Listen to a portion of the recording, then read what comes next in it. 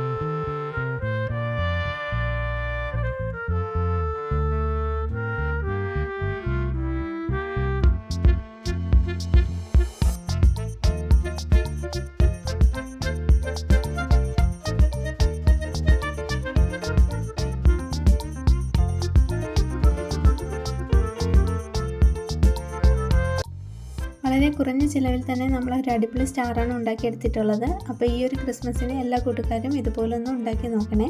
അപ്പോൾ ഇന്നത്തെ വീഡിയോ നിങ്ങൾക്ക് ഇഷ്ടമായെങ്കിൽ ലൈക്ക് ചെയ്യാനും പുതുതായിട്ട് കാണുന്ന കൂട്ടുകാർ സബ്സ്ക്രൈബ് ചെയ്യാനും മറക്കല്ലേ.